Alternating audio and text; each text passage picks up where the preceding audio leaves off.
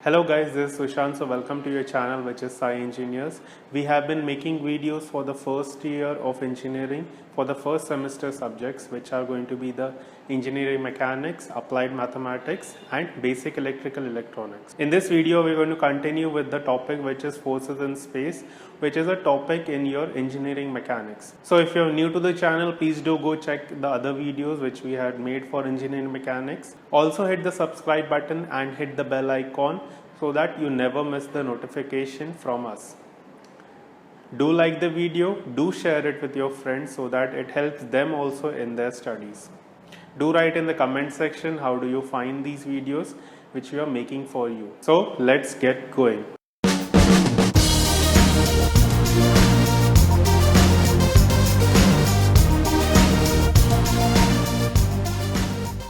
In this video, we're going to see how to find the resolution of a vector along some other vector. So this is basically nothing but the resolution of the forces which we had studied in coplanar forces. In which, if you recollect that if you wanted to find resolution of a force along the x-axis, let us say this is my F bar and I wanted to find the resolution of this force along my x-axis, then I would simply multiply the force with the cos theta. That is, magnitude of force into cos theta would get you the resolution or the component of the force along my x-axis. Now, since you are dealing with the 3D geometry, you won't be able to directly use this particular property. So in this case, what you need to understand is that if you multiply your force with the cos theta, the corresponding cos theta, then you will be able to find the resolution or the component of the force along that particular axis. Now, in this case, what we are going to understand is that your cos theta components, if you just recollect, it's going to come in the dot product. If you know that dot product, let us say that there is A dot B, which is going to be magnitude of A into magnitude of B into cos theta. So you can see that from the dot product of two vectors, you are getting this cos theta term, where cos theta or the theta term is nothing but the angle between A and B. So we are going to use the same concept to find the resolution or the component of the force along some axis. So in this, what you need to understand is that if my A bar is nothing but the force of which I need to find the component, and my B bar is nothing but along the axis which I want to find the component of this force. Now in this case, if I consider my B bar as a unit vector, that means that its magnitude is going to be 1. So what you can see is that if I select this particular axis as R bar, which is going to be R cap, basically a unit vector, then that will be equal to your F bar magnitude into R cap magnitude into cos theta, where theta again means the angle between the force and the unit vector. So in this, your magnitude of unit vector is going to be 1. So you will be getting this as F bar, that is magnitude of F bar into cos theta. So basically your resolution of the force along R bar is given by magnitude of force into cos theta. But in this case, you have to understand that this is nothing but going to be the magnitude of the force, because in dot product you always get a scalar value. To get the vector value of it, you need to multiply this magnitude with the unit vector. So that means that you have to, if you want to find the force along the vector R, then that will be equal to the magnitude of F into cos theta into R cap, which is going to be the unit vector. So to understand this thing, what you need to do is you have to follow certain steps. So from this, what you understand is basically you're finding the dot product of your R. So basically this particular term is nothing but your F bar dot R cap into R cap. So what you see is that it is F bar into the unit vector along which I want to find the vector's component or resolution into the unit vector along which I want to find the resolution of the component. So let us see the steps which are involved in this. Let us consider that I have to find my f bar component along this particular vector, which is lying on the line joining the points A and B. So I need to find the vector along the line AB. I need to find the resolution of this force along the line AB. So my resolution will be nothing but the image of this force on this line. So let us represent that thing as F bar AB. So what you need to do is, the first step is you need to first of all represent your F bar term in the vector format, that is the IJK format. So once you represent your force in the IJK format, that is going to be your step 1. Your step 2 is you need to find your vector AB. So if they have given you directly the vector, then no need to find it separately. So if the points or the coordinates of A and B are given, then in that case you need to use your A bar is equal to position vector of B bar minus A bar. And then you need to find the unit vector of this. So let that unit vector be lambda AB. So lambda AB will be equal to the vector AB upon magnitude of AB. So once you find the lambda AB, which is going to be the unit vector, so let us represent with a cap. Then the third step is you need to find the dot product of this and the force. So that is going to be nothing but the magnitude of your vector along the line AB. That is the component of the force along AB. So that's going to be nothing but the dot product of F bar dot lambda cap AB. Once you find this, to find the vector, you just need to just multiply this magnitude with the unit vector. So your F bar AB is nothing but the magnitude of AB into lambda cap AB. So this is nothing but your resolution of your force, which is this particular force along the line AB. So let's see this type of question in which you have to find resultant of the forces in 3D space. So this is the question which is given. There is some block on which there are different forces which are acting on it, and I want to find the resultant of the forces on this particular block. So for that, what I need to do is I need to first of all represent all the forces in the vector format. So let us see the first one, that is your F1. You can locate your F1 over here, and you can see that it is going in the direction of your Y. You can see that it is going to be parallel to your Y axis. So it's along the Y axis. So since your F1 is along your Y axis, it's going to be having the value that is 20 kilonewtons J cap.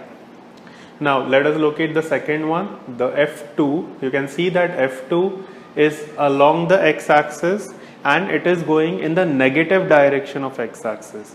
And you know that X axis is indicated by the unit vector, which is I cap. And since it is going in the negative direction, it should be represented by a minus I cap. So your F2 will be minus of 10 kilonewtons I cap. Next, going through your F3 bar. Your F3 bar, you can see it is neither on any of the axis. It is going to be going in some different format. It is going to pass from the point which is B to G. So for that, what you need to do is you need to first of all write the magnitude. So that's going to be 40 kilonewtons into, you need to do your vector along your BG. So your vector along BG is going to be nothing but G bar minus B bar. So your G bar, you need to find the coordinate of it. So your G bar is going to be lying on the Y axis. So since it is lying on the Y axis, its coordinate is going to be 0, comma some Y coordinate, comma 0. So it's going to have the coordinate as 0, comma the Y axis, the distance for that is given as 1 meter. So that is going to be 1, comma 0. Next you need to find your B, the coordinate of B. Since it is lying in the xz plane, its y coordinate is going to be 0. So for that, what you need to do is you need to find the x distance, that is 1.5, comma y is 0, and your x distance. The x distance over here is given by this particular value, which is going to be 1. The only thing now you need to find is your bg cap, because you need to find the unit vector for it. So your bg cap is nothing but, first of all, it's going to be the difference of it. So it's g bar minus b bar. So that is going to be minus 1.5 I cap. Then it's going to be plus j cap, because it's 1 minus 0, and it's going to be minus k cap. This thing is going to be divided by root of 1.5 square plus 1 square plus 1 square. So on solving, you will be getting your f3 bar as this particular value. Now next, going for the last vector, which is going to be your f4. Your f4 is passing through OI. So you need to find your vector along OI. So that is going to be nothing but O is going to have the coordinate as 0, 0, 0, because it's the origin. You need to find your I for that. So your I coordinate is going to be nothing but, it's going to be the x coordinate is going to be 0, because it is lying on the yz plane. So that's going to be 0, comma, the y distance is going to be represented over here, that is your 1 meter, and your z is going to be represented over here, that is 1 meter. So you are having the coordinate of I is 0, 1, 1. So your f4 bar is going to be 10 kilonewtons into 0 I cap plus 1 j cap plus 1 k cap. This thing is going to be divided by 1 plus 1, which is 1 square plus 1 square, that is root of that. So on solving, you will be getting this value as 0 I cap plus 7.07 j cap and 7.07 k cap. So now what you need to find is, you need to find your summation f. So your summation f bar is going to be your f1 bar plus f2 bar plus f3 bar plus f4 bar. So you need to do it your vectorially. That means you have to add the I terms together, the j terms together, and the k terms together. So on addition of all the I terms, you are getting it as minus 39.1, j terms are 46.47, and minus 12.33 for the k terms. So that is going to be your resultant force, that is going to be in kilonewtons. Next, you need to find your summation m. So for that, you need to find the moment of each forces about the origin. So while calculating your moment, you need to consider the moment of each and every vector about the point O. So in this case, what you can see is your f1 bar is your vector, which is 20 kilonewtons j cap. So for your calculation of your moment of the force about origin, you need to use the formula, which is m bar is equal to r bar cross f bar. So in this case, the first one is going to be the moment about the point O for the force, which is going to be f1 bar. So this is going to be f1 bar, and r bar is going to be nothing but your OF. So you need to use the determinant format for this, because it's the cross product. So your ijk and then your r bar, which you need to find out. So in this case, your r bar is nothing but your OF bar, because it's passing through your f point. So in this case, what's it going to be? You have to find the coordinate of f. So since it is lying on the x-axis, it's going to have the y and the z coordinates at 0. So that is going to be 1.5, comma 0, comma 0. So you'll have this as 1.5, 0, 0. Next, you need to find this particular f1 bar. That's going to be this thing. So that's 0, 20, and 0. You need to understand that there is a kilo in this, so you will be adding it later on. So need to find the determinant of this. So you can see for I it's going to be 0, for j it's going to be 0. Only the term which is going to be remaining is the k term. So that's going to be 1.5 into 20. So that comes out to be 30 kilonewton meter k cap. So in the second case, that is your F2 bar. So moment of F2 bar about the origin, you can see that F2 is passing through the origin. So that is why there is no distance which it is making with the origin. So that is why it's going to be a 0 bar. Next, you need to find your other vector, that is moment of F3 about origin. So your F3 you can see is this particular vector. You have already found out the vector for it. So it's going to be I, j and k. So next you need to find your r bar for this. Your r bar can be taken as any of the point. You can take B as the point or you can take G as the point. So let us take B as the point. So it's going to be nothing but the coordinate of B which you need to find out. So that's going to be 1.5, then 0 and 1. And then you need to find your F3 bar, which is already you have found out, that is minus 29.1, 19.4 and minus 19.4. So after solving for this, you will be getting this value as minus 19.4 I plus 0j and plus 29.1 k. Now going for the last one, that is for your F4. So moment of the force F4 about the origin is going to be, you can see that it is again passing through the origin, so it's going to be again a 0 bar. So lastly, next you need to find your summation MO, which is going to be nothing but MO bar for F1 plus MO bar for F2 plus MO bar for F3 and MO bar for F4 bar. So it's going to be nothing but the addition of your I, J and K terms individually. So that's going to be minus 19.4 I cap. Then it's going to be plus 0 J cap. And lastly it's going to be plus 59.1 K cap.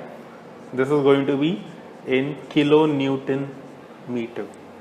So this is how you find the resultant of the force in your 3D spaces. You need to understand the geometry of the figure in this case, and you need to understand the concepts of the 3D geometry.